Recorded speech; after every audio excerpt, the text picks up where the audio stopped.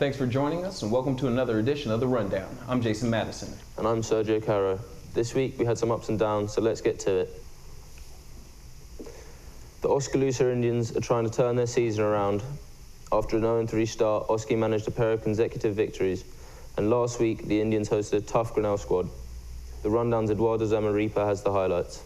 Friday night lights in Oski, the 2-3 Indians hosting 3-2 Grinnell, and let's pick it up late in the first quarter. Cade McKnight drops back and finds Seth Howard wide open in the middle of the field, and he does the rest. Touchdown Tigers, 7-0 after 1. Late second quarter now, and this time Jake Simon bursts through the middle, cuts upfield, and battles into the end zone. Touchdown Grinnell. Tigers up 14-0 at the break. Into the third we go, and the Tigers get tricky. On fourth down, Grinnell fakes a punt, and Joe Rivera finds Adam Van Ersveld. Van Ersveld makes a guy miss, and he is off to the races. 21-0 Grinnell. Oski trying to get back into it, and here Junior Blake also turns on the Jets, turns the corner, and he is in for the score. Touchdown Oski, 21-7 after 3. But the Tigers wouldn't let up. McKnight finds Rivera on the long completion, and that would be it for Oski. Grinnell goes on to win 28-7, dropping Oski to 2-4 on the year. The Indians will host Norwalk this Friday at Lacey at 7:30 p.m. Here's Coach Sterner after the game. I think we were beaten at the line of scrimmage pretty bluntly. Their defensive line, their offensive line, really, they won. And that was the difference in the ball game right there. Is we've got to come off the football and be willing to respond to the challenge. And it took our kids a long time to respond. And so we've got some things to work on. Defensively, it's going to be a great challenge because their quarterback's a 3-year starter coming back, and he throws the ball all over the place. Their offense is going to be able to run the ball hard, just like we saw tonight. And then they're probably going to be a better team than we saw tonight. So we got to show up and be ready to improve and be ready to grow. Offensively, we got to win the line of scrimmage. The Indians taking on Norwalk on Friday will have big implications on district standings. Oski is 2-4, but 2-1 in district play. Norwalk is 5-1 and 3-1 in district play. A win by Oski would put the Indians in the driver's seat for the playoffs. Kickoff is scheduled for 7:30 at Lacey. The following day, Avila University ventured into Oskaloosa looking to ruin William Penn's homecoming festivities. After dropping the ball on the road against Evangel University last Saturday, the 3-2 Statesmen were ready to bounce back against a struggling 1-4 Avila Eagles. As the Statesman football team took the field Saturday, a sunny, clear, and mild afternoon was the perfect homecoming gift from the football gods. In the first quarter, Penn's offensive motor got going when senior quarterback Tyler Hafner dropped a dime to the outreached arms of number 11, Jatavius Stewart, and it was off to the races. Stewart hit the Jets for a 57-yard touchdown. Penn takes a 6-zip lead after a missed PAT. Heading to the second quarter, Penn is setting pretty when slot back Aaron Osborne reeled off his second big run of the day. Osborne takes the pitch and runs 64 yards untouched for the touchdown. Willie P is cruising 27-0.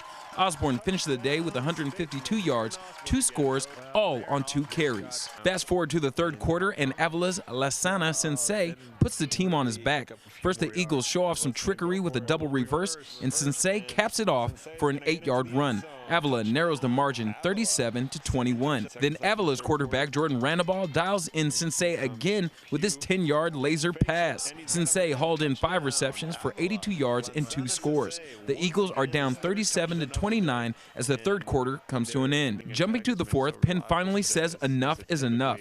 Penn scores twice with the clock winding down, capped off by another huge run, this time by a true freshman. Oski's own Nate Van Veldhuizen is a hard-nosed runner, but this time around, he shows a different side. The fullback shows off some speed, rumbling and bumbling 83 yards to the house. Get that man some oxygen and some water. WP holds on to win 51-29. William Penn takes this weekend off before heading to take on its Hart North Division play. The Statesmen hit the road Saturday, October 17th, traveling to Peru, Nebraska to face Peru State at 11 a.m. The game is the first of 2 national televised games for the Statesmen this fall. Besides the homecoming victories, there was another reason to celebrate. At halftime, 3 former Statesman athletes were honored for their athletic achievements while donning the navy and gold. Tiana Hilton, class of 2010, was the first to be honored. The softball slugger set and still holds career records in batting averages, hits, home runs, doubles. Hilton was a two-time first-team NAIA All-American and was honored as a second-team NAIA All-American once. She was honored by the National Fast Pitch Coaches Association twice as a second-team All-American. In addition, she was selected all 4 years to the Midwest Collegiate Conference first team, while being named Player of the Year her junior and senior years. Hilton was named NAIA Region 7 first team honoree until the all-tournament team in 2007. Her success as an individual athlete made great contributions to team success. She was a key contributor to the 2007 NAIA National Tournament team, a regional championship team, 2 MCC regular season championship teams, and an MCC tournament championship team. Next up was former running back James Jackson, class of 2007. Jackson played for the Statesman football team from 2003 to 2006. It was an integral part of rebuilding a struggling program. Jackson was one of the best running backs and playmakers to ever rush for Penn. That same year, Jackson set another record, carrying the ball 51 times for a career-high 268 yards against Olivet Nazarene. Jackson will add his Hall of Fame honor to many other awards he achieved at WP.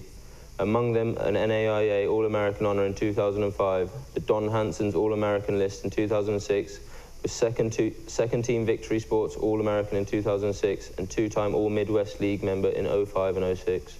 Last but certainly not least, we have Dan Mell, class of 2006. The former pitcher had a stellar career from 2004 to 2007. Mell tallied a 22-13 career record in 245 and a third innings pitched. He struck out 214 batters while surrendering 59 walks on the mound. Mell appeared in 42 games, 39 of them as a starter, and he threw 21 complete games. When his career ended, the two-time NAIA All-American set records for starts, innings pitched, and strikeouts. In 05 and 06, Mell was selected as an All-Region 7 pick and voted onto the Midwest Collegiate Conference first team. As a member of those 04 to 07 teams, Penn recorded 125 wins compared to 46 losses. Those teams also won the 2004, 2005, and 2006 conference championships.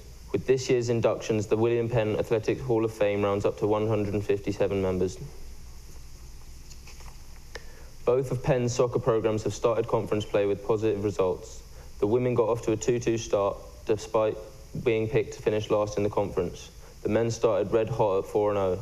This past weekend, the Statesmen hosted Central Methodist in a doubleheader. The Rundown's Eduardo Zamaripa has more. Soccer doubleheader at Lacey, Penn hosting Central Methodist, and let's not waste time here. Junior Elise Correa lets it rip and finds the back of the net. Golazo, what a strike. Penn up 1-0 at the 17th minute mark. But the second half was a different story. The Eagles cross it in and Ana Gonzalez heads it in, all tied up at the 55-minute mark. Then off a free kick, the Penn defense is out of sorts and Jordi Retzoff makes it 2-1 for the Eagles. And after a penalty kick call, Gonzalez nets her second goal of the match for the 3-1 lead. And then it's Nikki Noreen putting the final touches with the strike. CMU goes on to win 4-1. On to the nightcap we go, and we'll pick it up in the second half with Central Methodist up 1-0. Richard Osterloh sees the keeper out of position and clears the goalie with this cheeky shot. Eagles up 2-0 at the 57-minute mark. Here comes Penn though, and after a bad clearance by the goalie, freshman Brad Jackson dramatically heads it in to cut the deficit in half at the 63-minute mark. But the Eagles would put this one away. After a nifty save by freshman Max Stamer, David Hillman taps it in to clinch it for CMU. The Eagles go on to win 3-1, handing Penn its first hard setback of the season. Penn is now 4-1 in conference play and 7-4-1 on the year. For the Rundown, I'm Eduardo Zamaripa. The women's soccer squad paid a visit to Ashford this week in a non-conference match and lost 2-0. That puts Penn at 5-6 for the year. Both the men and women will be back in action at this Saturday at Lacey. Penn hosts Mid-America Nazarene. The women kick off at 1 p.m, followed by the men at 3:30 p.m. The Statesman women's golf squad claimed its second title of the fall. Penn beat out a field of 6 teams to take home the Columbia Classic. The squad tallied a combined 647 to beat out, the champion Baker by 29 strokes. Senior Demi Corsa shared first place, shooting 155 on the tournament. Penn has 5 players finish in the top 10. Meanwhile, the men finished out in 6 out of 11 teams at the Grandview Classic. Senior Spencer Skipper led the way with a 12th place finish. Both the men and women will be in action this weekend at the William Penn Classic here in Oskaloosa. The tournament will be held Sunday, October 11th and Monday, October 12th. Good luck this week to all our athletes in the area, and from Sergio, Carl, and myself, we appreciate you for joining us here on The Rundown. Thank you for having me. Indeed. Appreciate it. See you guys next week.